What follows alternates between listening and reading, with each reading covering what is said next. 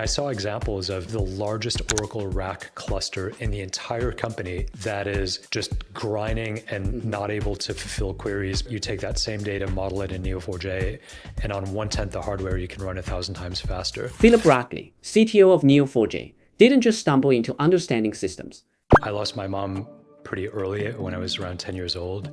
And so as part of that, I had to take on a lot of responsibilities that other kids my age, didn't learn until maybe much later. That early loss taught him something that would define his entire career. Notice the big picture of what's happening, notice where there's a need, and then just jump in, whether invited or not, as appropriate to jump in and just get it done. That philosophy led him to graph databases, the same technology that powers Google's search engine and Facebook's network. And now he's building the tools for the future of AI. No one gets a 600% marketing uplift for anything, but this is because graphs are just such a different and higher value added way of doing things. But in the age of AI, Philip sees something most people are missing. The world shows up as networks, hierarchies, and paths. If you're building enterprise AI, that means you as the AI builder have the responsibility for the outcome. If it's a good outcome, that's great. If it's a bad outcome, that's not so great. And so how do you put the guardrails into place? Today, we're joined by Philip Rathle, Chief Technology Officer at Neo4j, a leader whose work has transformed how the world makes sense of connected data. Philip joined Neo4j back in 2012 as the company's very first head of product, guiding its growth from under $1 million to $150 million in annual recurring revenue, and helping establish the entire graph database category. Over the next decade, he served as CPO and built and scaled the product organization from 1 PM and 12 engineers to 25 PMs and 200+ engineers, evolving Neo4j from a single on-premise database to a rich cloud portfolio now used by most Fortune 100 companies. Now as CTO, Philip focuses on the next generation of intelligent systems by integrating graph technology with AI, advancing global data standards, and shaping the future of how humans and machines understand relationships. In this interview, Philip Rathle unpacks the philosophy that shaped his journey leading one of the world's most innovative database companies. He shares how his Philipposophy guides product decisions at Neo4j, helping teams balance quality, autonomy, and long-term vision. Philip traces the evolution from relational to graph databases, showing how understanding data relationships unlocks modern intelligence. He also explores the rise of GraphRAG, where graph databases meet generative AI for explainable reasoning. From transforming how enterprises use data to defining the next era of AI, Philip reveals what it means to build technology that mirrors the real world. Let's begin. My parents moved to the US a few years before I was born, got married here. And so part of my story and part of my background was growing up in a household, in a first generation immigrant household. And I think what that gave me is a sense that different people have different ways of saying things. Another part of my early childhood experience was my mom was a Montessori teacher. And so I had the rare opportunity to, up until 8th grade, and I would say even through high school, just learn for the sake of learning. I didn't have grades through 8th grade, so truly the only metric was just myself. Another one is independence, but also interdependence. I lost my mom pretty early when I was around 10 years old. And so as part of that, I had to take on a lot of responsibilities that other kids my age, didn't learn until maybe much later, maybe even like in parenthood. I had 2 younger siblings, while at the same time seeing how a lot of people from the community and family just came together to, play a substitute role in some way. I was very close to my mom, but I also really benefited from and appreciated all the people around me that came into care. And one way that influenced just the way I lived and ultimately and later on the way I worked is to just notice the big picture of what's happening, notice where there's a need, and then just jump in, whether invited or not, as appropriate to jump in and just get it done, so that everyone can move on. You have been growing and learning and develop very unique philosophy for your personal side. And as a child who has been through a lot of early days, is also a very different environment. I wonder how those personal philosophies influence you in the later part of your career. Yeah, so I guess one important thing that came about maybe during my teenage years is the sense of, I read the Zen and the Art of Motorcycle Maintenance back then.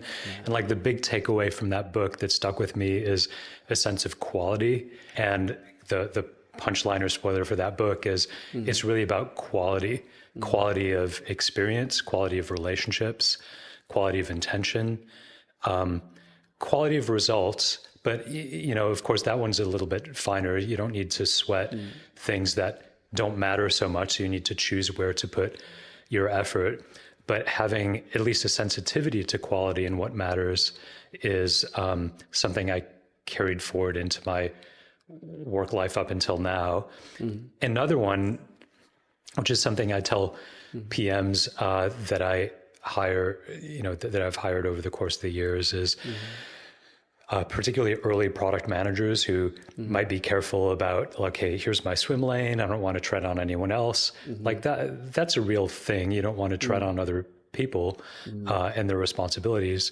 On the other hand, life working in a startup, I would argue life more broadly, provides lots of opportunities where if you keep your eyes open for it, you'll see that there are some gaps in areas that are maybe adjacent to what you're doing that need to be filled, and where you can come in a really positive way and add value.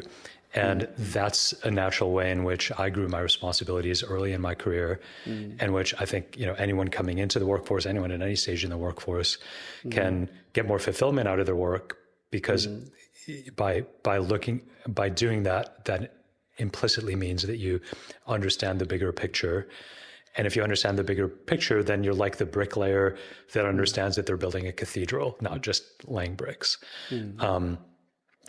And I'd say another takeaway is just, you want to understand the big picture, but you just want to get things done and get obstacles out of the way. So one way I like to, joke and describe product management, especially early stage, especially to startup, is product management is about understanding the big picture, understanding the obstacles that lie in your way, and just getting those obstacles out of the way.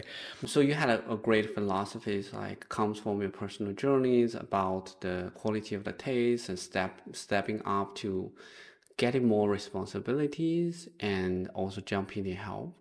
And also as a CTO of Neo4j,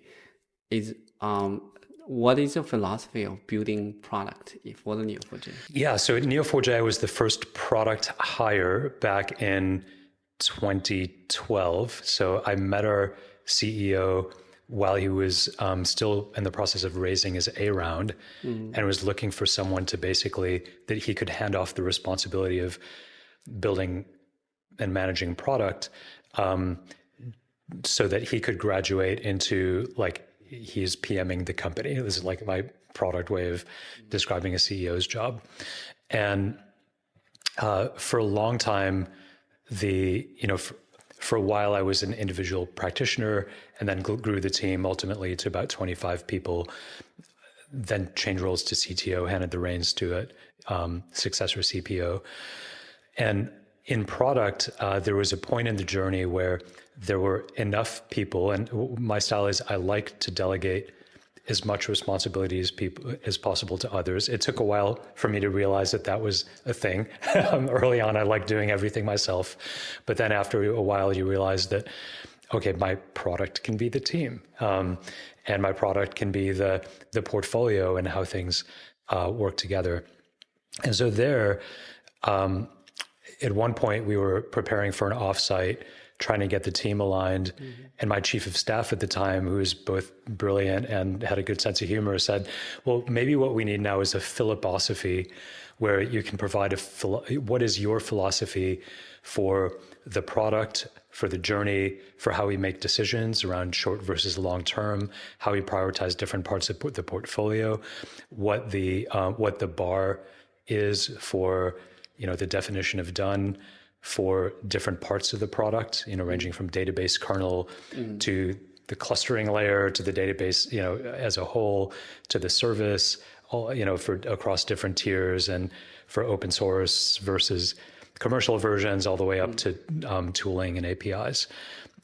So we went in with a Philip-osophy, which So it's a Philip-osophy. Can you elaborate more on so how you it's, come it's up basically with Philip's philosophy for the product. So it's the things that provide a framework or some guidelines inside of which the team can work. And then by understanding those, everybody can get a lot of latitude because they know that if they follow these basic principles, they'll be in sync.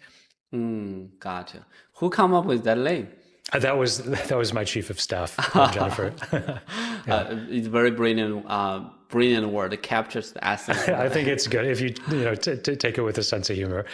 Yeah. So you share like a wonderful both your personal philosophy and also the philosophy as you are building the team in Neo4j, which you put in a very interesting way. Like your product is the team, which is such an awesome and interesting point. I want to like dive deeper later. But before that, I want to go back to the early part of your life and careers. Like you had amazing careers. Can you share a little bit about your early career and how that's impact you? Sure. So where do I start? I guess I spent, broadly speaking, so a decade in consulting, and then discovered and had a startup, and that I co-founded. And then coming off of that, I discovered product management and didn't look back. And and so I've been between CTO and product management and solution architect most of my career. So you enter your career.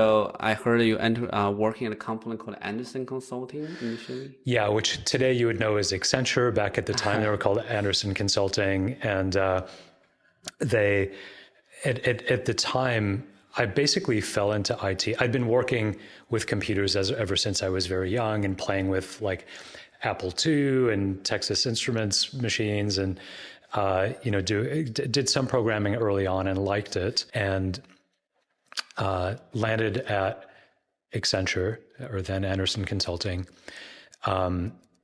Did software boot camp learning C and like some 4GL at the time, and landed straight into a bank doing like COBOL programming, but also getting database programming with mainframe DB2 at the time, and some IMS if you want to go way back to early hierarchical databases. If you think about the beginning part of this whole journey, at which point of your career you start to realize that graph is such an interesting thing you need to pay attention to? Yeah, it was really on my first encounter with the very, very, very early beginnings of Neo4j back in 2011, when the company was still in the seed stage and the product didn't quite have a query language, and it was more of a Java library and couldn't, so very early days.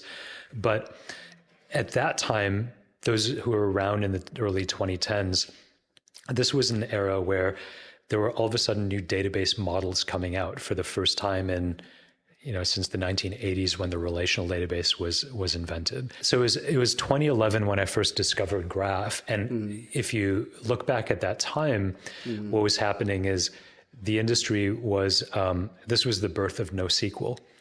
And NoSQL primarily, like the earliest adoption was in, kind of came out of technologies like DynamoDB at Amazon and Google Bigtable, where you simplified the model so that you wouldn't have tables and joins, and basically removed the concept and the primitive of a relationship from the model so that you could do simple queries at scale, which was necessary in order to do e-commerce at scale, which was becoming really big in the early 2010s. My reflection on it, though, was I feel like something's missing, because in my experience, and at the time I'd spent 7 years working at another company called Embarcadero Technologies that had about a dozen tools for working with relational databases. So those tools could all work with any database to do database management, modeling, development, performance tuning, through a single pane of glass, but any database really meant any relational database management system. So when, the key value, column family, document databases like the likes of Mongo came around, So those are all the concepts from the NoSQL databases. Those are all like forms of NoSQL. And what those all share is there's no relationship, no way to relate things to other things. It basically simplifies down so that I can store and retrieve. And then you also had the Hadoop data lake, ultimately like data lakehouse. Now you've, Snowflake, Databricks, BigQuery, and so on.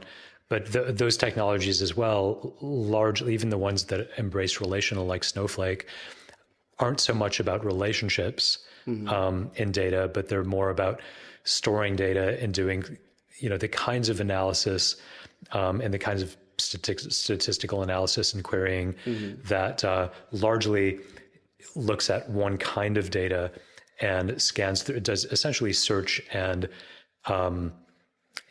pivot table type queries at scale. So what was missing in all of that is, what about the relationships in data? And the question I found myself asking is, well, if the world shows up primarily as networks, as hierarchies, and as journeys and paths, this is true of biology, ecology, payments, computers, the way people interact, the way disease spreads. Real world phenomena are effectively showing up as graphs or as simplified networks like hierarchies, like HR. And actually, when you model a hierarchy, an HR hierarchy, you find that it actually ends up being more than just a strict hierarchy, because each person has their career history, which is like a journey. And you might have a direct report, but then dotted line into a mentor, and dotted line into a community of practice, and dotted line into a project, and so on. And then have all these skills and other things. So the supply chains is another form of hierarchy. Bill of materials or complex products. A lot of car companies and aviation companies store the entire hierarchy of their products inside of Neo4j to do various kinds of analysis, supply chain, and so on. Yeah, the real world definitely works more like a network, like everything are interconnected. Yeah. And one question I have related to about the databases is about the reasons why different type of database become a mainstream. So as I heard you talk about, initially everyone was doing relational databases, and then later there was a time, I think before 2010, everyone is doing NoSQL databases. Starting around 29. Yeah, so a great question. And let me give you Philip's perspective on this. The relational database, so when you go to Database 101 class, the first exercise you have is you'll take an order form, and then you'll how do I turn the information that someone fills out in this order form, either online or used to be on physical paper or typewriter, and put it into a computer, how do I store it in a database? And so you have these normalization rules, which will tear that data apart and put it into respective places to avoid a redundancy. And then you have technology to rehydrate it and store and retrieve.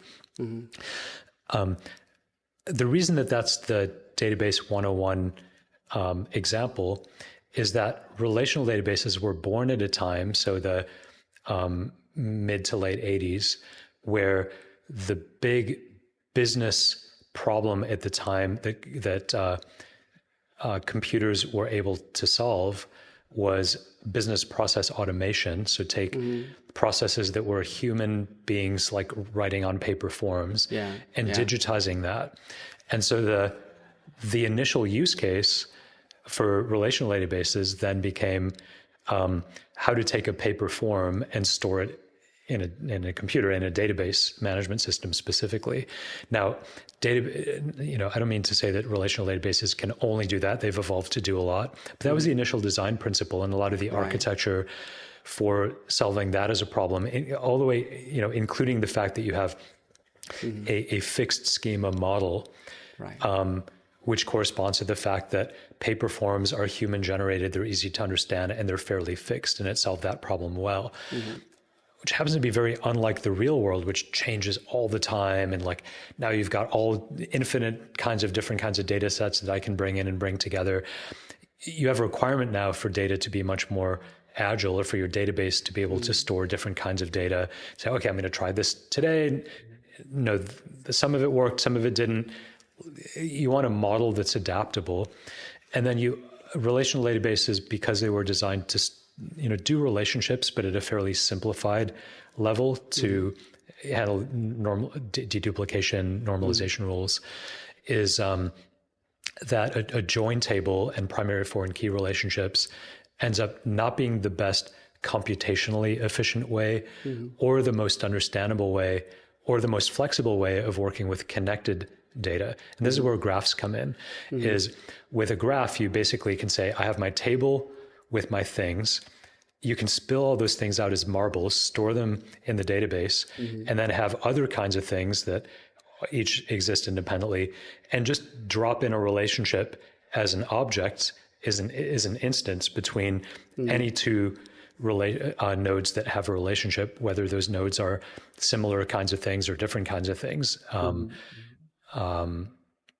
And that gives you a combination of schema flexibility, adaptability. You also get this thing called index-free adjacency, is kind of the graph jargony term for this. But what that really means is if you're building a database natively from the ground up to support the property graph model, you can actually store your relationships on ultimately on physical storage and in memory in a way that either end of the relationship has a pointer that points to the node at the other end.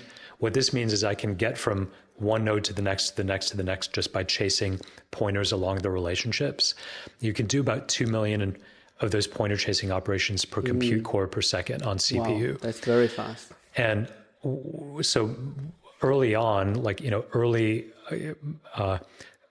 early on with Neo4j, we had few enough customers and was few enough community users that I literally could go out and talk to everyone. And I saw examples of, okay, here's the largest Oracle rack cluster in the entire company that is just grinding and not able to fulfill queries because it's a multi-level hop that just takes way too long across a large data set. And where you take that same data, model it in Neo4j, and on 1/10 the hardware, you can run 1,000 times faster. Wow. And that's just purely the simple, difference in physics between doing index-free adjacent pointer chasing and grinding away on index and through primary and foreign keys and join tables. You point a very interesting way to understand the database, which is that the database is designed for a problem, for a business problem. So the mainstream database practice is actually depending on what are common problems. And relational database, it was designed for business process automation. That was very popular in the early 1980s, 1990s. In fact, one of the very early applications was Excel. Everyone was using it. Yeah, it's like a mini database. Mini databases, yeah. On that topic, what do you think about the killer applications that are driving graph database right now? So graph is always something that I've seen as a very horizontal opportunity, which is part of the reason that I'm, still here, alive and kicking after 13 years. Is, early on, there was more recognition that social networks were graphs. That was kind of like the early use case everyone assumed was a graph use case. And it's because of Facebook that Facebook publicized this. Now, of course, Google did graphs from day one. Like what differentiated them when they released in 2000 was not just that they had the largest index of the World Wide Web, but that they used a graph algorithm, namely PageRank, to rank the results. Exactly. Yeah. So these are maybe two distinct early use cases. And you could say LinkedIn is like a professional network. But some of the early use cases I saw in Neo4j ranged from property pricing. So Marriott was an early customer and used Neo4j to, recognizing that the way properties are priced is very complex and involves this complex hierarchy, and to process it efficiently across one of the most queried booking engines on the internet, you needed a better response time and a richer model to support that. Another was routing. So another early customer was Deutsche Post, who at the time were just getting deluged with early days of e-commerce, and the postal network wasn't designed to handle that. So they basically redesigned their routing algorithm using Neo4j. Turns out today, most pharma companies use a graph approach and use Neo4j for doing drug discovery, just by playing a game of connect the dots between ailment, all the different parts of the body and how they interact with each other and through biology, and all the different candidate drugs. Supply chain as a graph. Some big pharma companies, and many kinds of companies use Neo4j for that. There's all kinds of AI stuff, which maybe we can. I'll put a pin in and we can come back to. So if I generalize my experience, in looking at recommendations, fraud detection, anti-money laundering,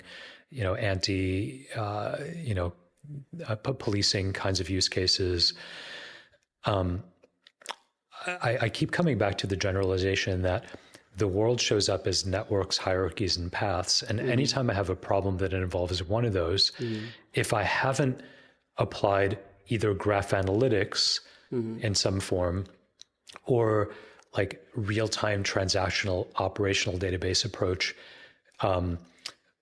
to those networks, which are graphs, then there's probably, in fact, there's almost definitely some kind of, value that's completely hidden for me, where if you get a smart technologist who understands graphs and an enterprising business person who can think a little bit creatively and out of the box, they will often find an opportunity to make a discontinuous leap in productivity and value. And, I almost see this as like in the same way that Mark Andreessen described software as eating the world. I've long had this thesis, and through my own eyes seen, like maybe it's a version in the database space of graphs are eating the world, where ultimately anytime you have a non-graph way of doing something, for use cases that are valuable, there's almost always a way to apply graphs in such a way that you just get 5x value, 10x value.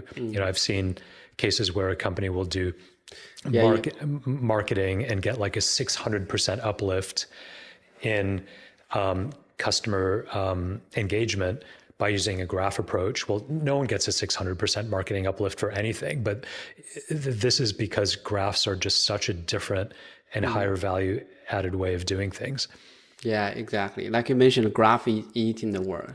Yeah. And one thing I would like to dive deeper into is that graph has been used in many applications, many companies already, although we don't have that very often. You gave two examples earlier. One is Facebook. Like everyone understands Facebook is about social network, so it makes sense for them to use a graph. And you also mentioned about, in fact, Google uses a lot of graph technologies, all the way from beginning to PageRank or later. And it's really a $1 trillion company built on top of graphs. Yeah.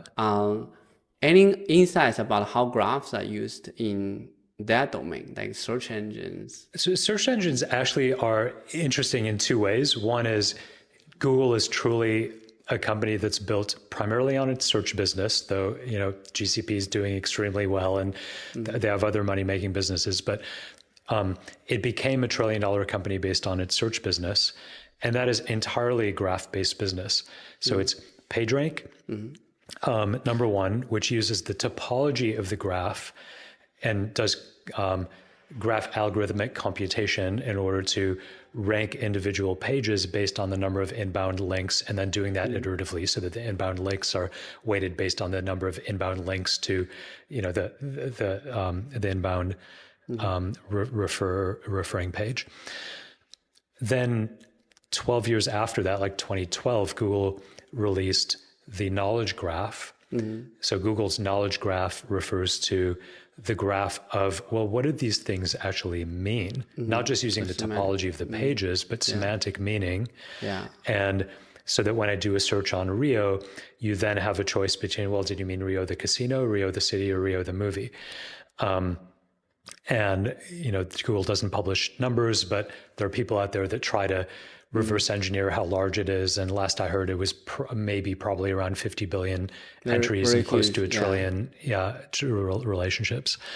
And then more recently, last year, some of the more complex searches that are happening, like I remember a travel example being shown at Google I/O, where you can see like you bring back a graph and you query the knowledge graph, and that's in the background used with the LLM to provide a better answer, which at the time this term wasn't that used, but we now know that as GraphRAG, which is a retrieval augmented generation with a knowledge graph, not Google's knowledge graph necessarily, not limited to, but anyone being able to put whatever part of the world, or real or digital, that they care about that's relevant to their AI application into a graph, using that as knowledge for your AI application, and then querying that either from your AI agent or have your model know when to make a call out to the graph via MCP.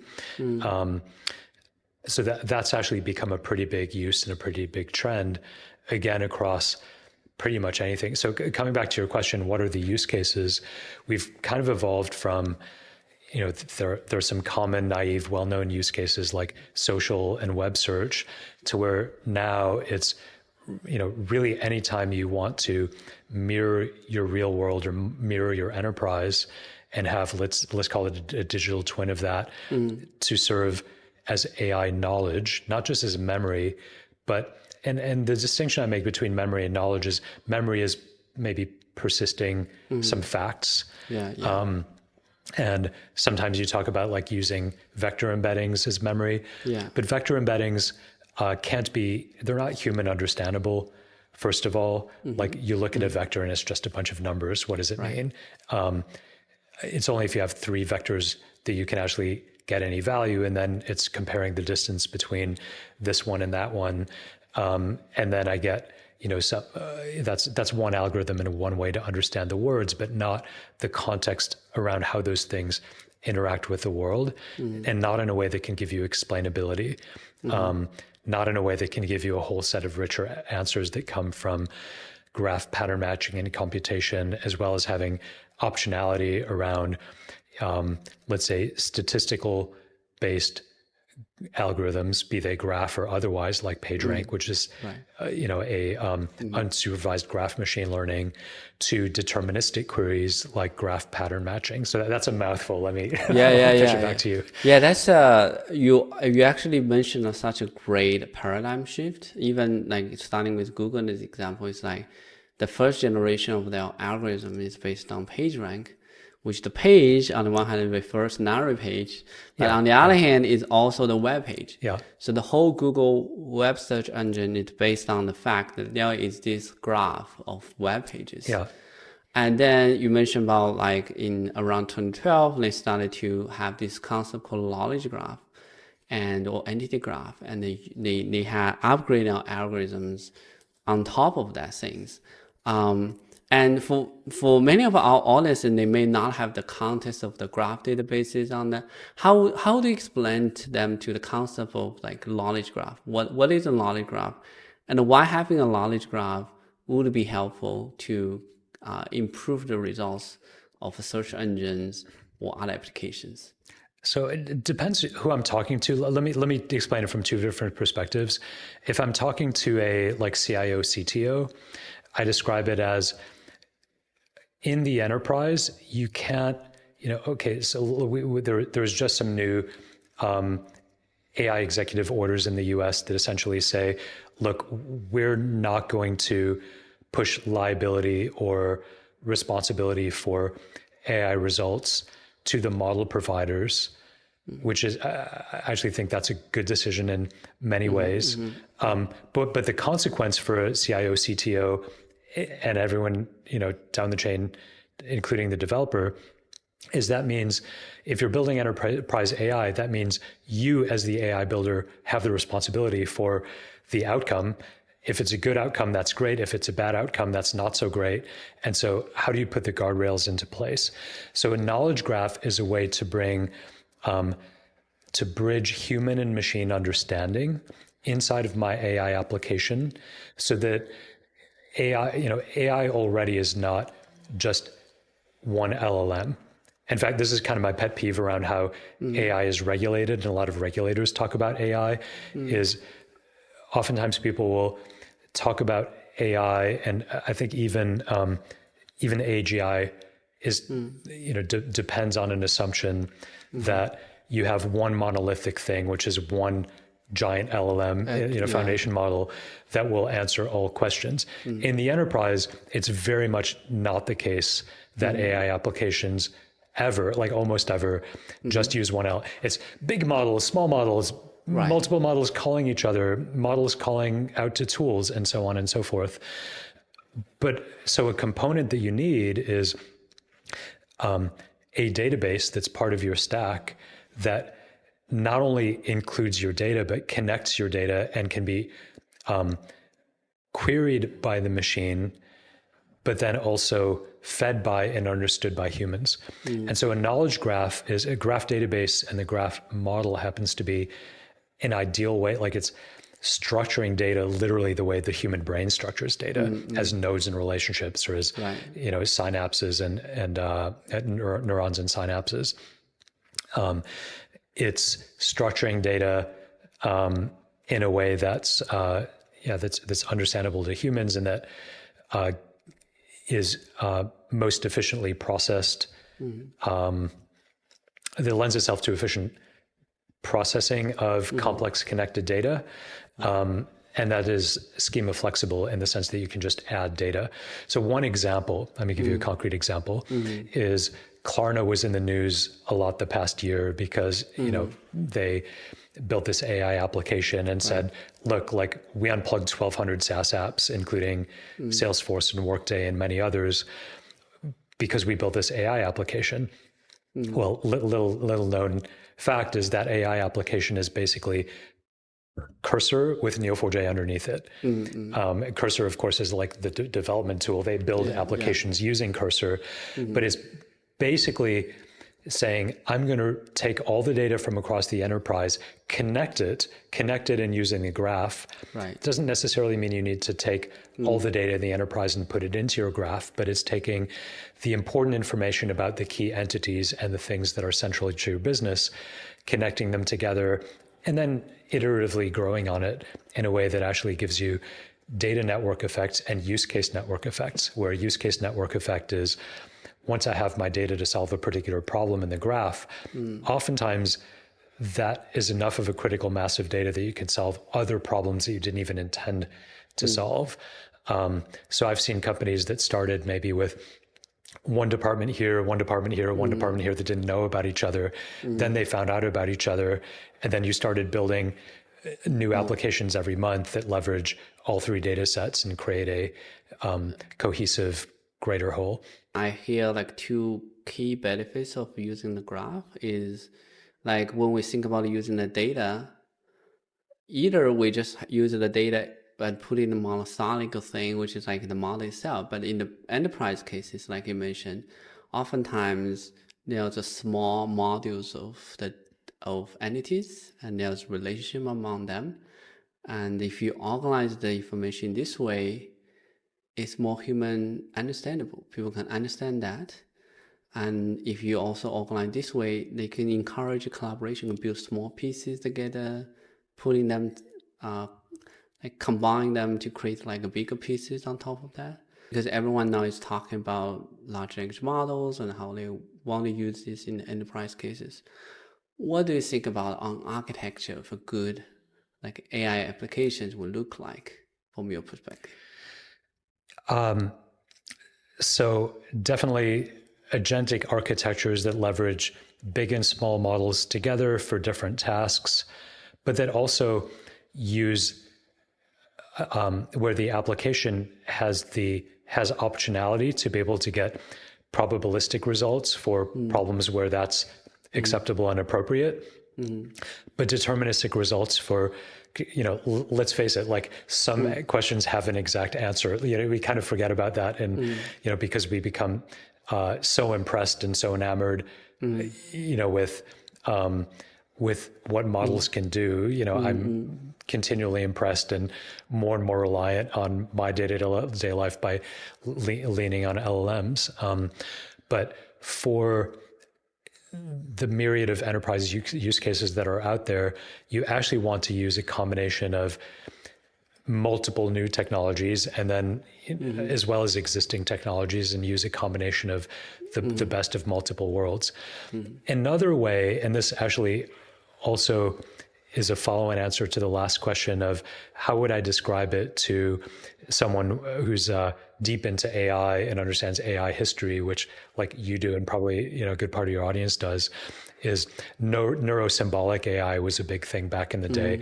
I see knowledge graphs and graphs as a way of sort of another newer manifestation of bringing back the marriage of deterministic and non-deterministic methods.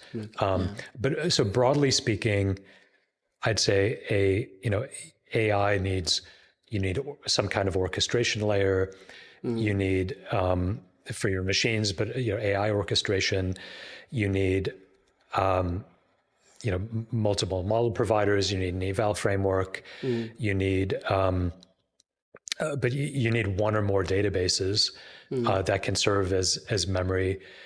And the reason, and this is probably obvious to most of the audience, but the again, AI regulation oftentimes speaks from a standpoint of assuming that the models have all the data, and this might be true of like all the world's knowledge, in terms of a foundation model getting trained on everything on the public internet as of the last time it was trained. Inside the enterprise, you're not going to get a foundation model that's it's not particularly. It's private data. Yeah. It's private data.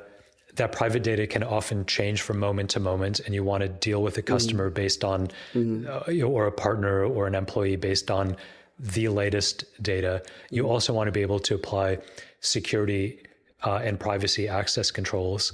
And those are all things that a database can do really well. And then you also want to be able to provide some explainability. And as much as there are some efforts to understand how models quote reason under the hood, like Anthropic's efforts around mechanistic interpretability, not only those are very early, but those are also passive. It's like I'm, going to introspect a model that's going to do its own thing, as opposed to being able to understand, impose, and sort of own the data. So inside of the graph, you have the domain graph, which is the graph of things. You can also have graphs that denote rules in cases where there's a known rule set that you just want to abide by. There's a graph of just all the interactions and the events. You could say that's the memory. I saw that you also write an GraphRAG manifesto. Tell us about what is a GraphRAG and what is the manifesto as well. GraphRAG is the simple notion that if I make a call out to my knowledge graph, as we've been talking about, either directly from some agentic application through a framework, or have a model do a call out, that constitutes GraphRAG. So it's a retrieval augmented generation using a graph. And the company that really put this term on the map was Microsoft, with a Microsoft research paper. There's actually a Neo4j implementation of that out on their GitHub repo, and there's been progress since then. At the time they wrote that, however, we'd already had dozens of customers and hundreds, if not thousands, of community members independently start doing this, of realizing, hey, look, turns out I can get better results that are moreover explainable.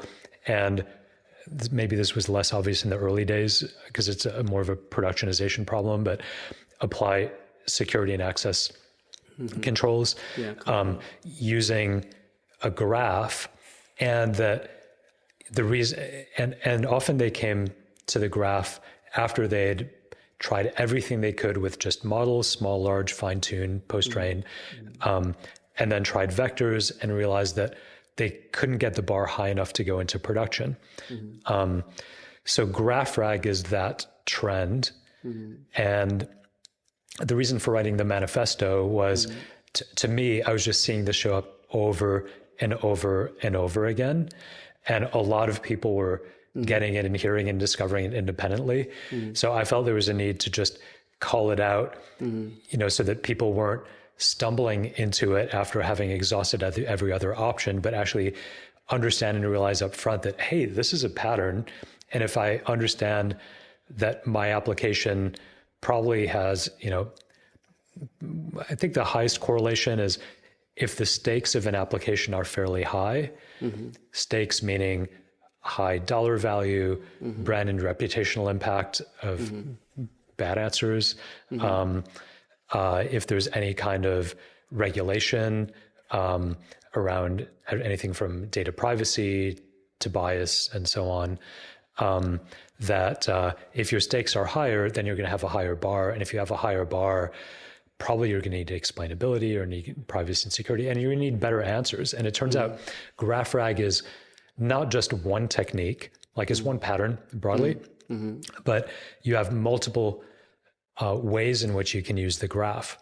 You can start with a vector search. So use a vector search to go and find the node in the graph, and then pull everything from around it, maybe several levels out, and then send that back to the model. So then you're providing more of the context around that particular thing. That'll give you a better answer.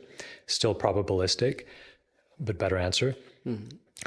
You also have cases where you can say, well, I'm going to rank my vectors based on something like PageRank or community detection or some other graph algorithm.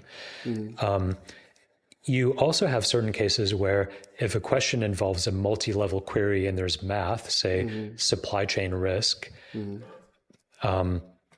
or banks doing stress testing and doing some kind of like asset calculations with chains of asset ownership, or one of the world's largest employers is building a employee career journey graph as a GraphRAG application with Neo4j. So storing employees all the viable career paths so that you could, in those cases, you can actually get the answer from the graph.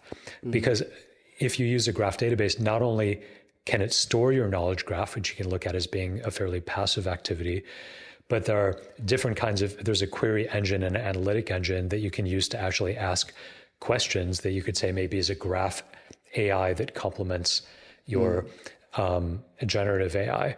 So you can also delegate certain kinds of questions to the graph and have them answered by the graph database, and then return that back and pass it through the model. And then there are other things like GNNs were pretty popular in the graph world until ChatGPT came around, and then everyone forgot about them. But this is a graph vector. It's a graph it's a vector that represents not the meaning space of a word in three-dimensional vector space or n-dimensional vector space. It's a vector that represents the shape of the graph around a particular node. That lets you then do things like topological similarity and say, here's a high value customer, or here's like a known fraudulent customer. How is there a match to either for this particular thing coming in? These are all techniques that can be and are being used under the umbrella of GraphRAG. Yeah, like you mentioned, GraphRAG is a paradigm. So there's many ways to using that. And it's related to the large language model and is enabled by the more powerful models. But also there's some interesting relationship between that. Like you mentioned, the GNN was very popular before the LLM. Now most people will do the similar thing the LLM side. Or I would say most people haven't remembered or don't yet realize that you can use GNNs in companionship with your LLM to do